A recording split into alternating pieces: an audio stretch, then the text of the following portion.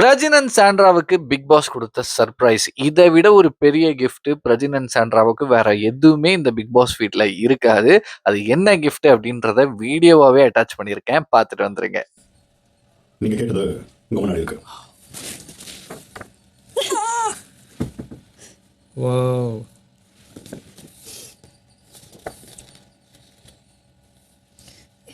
இது காஸ்டியூம் இது.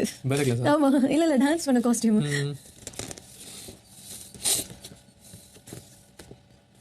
வளர்ந்துட்டேன்.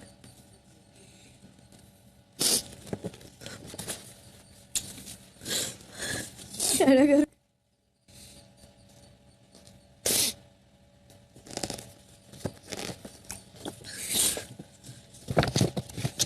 பிக் பாஸ்ல இருந்து பிரஜின் அண்ட் சாண்ட்ராவுக்கு அவங்களோட பசங்களோட ஃபோட்டோ வந்து கிஃப்ட்டா குடுத்துருக்காங்க. This is something very, very, very, very much special for them அப்படின்னு தான் நான் பார்ப்பேன்.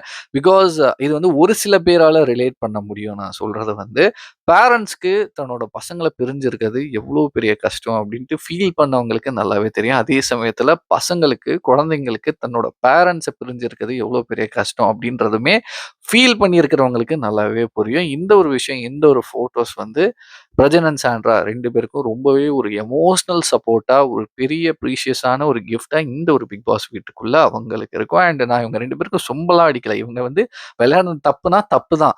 டக்குனு வந்து "என்ன இவங்களுக்கு சப்போர்ட் பண்றியா?" அப்படின்லாம் கமெண்ட்ல வந்து நெறைய பேர் சொல்ல வேணாம். இந்த ஒரு விஷயம் வந்து எனக்கு பார்க்கும்போது, திஸ் இஸ் சம்திங் கியூட்டா தெரிஞ்சுச்சு.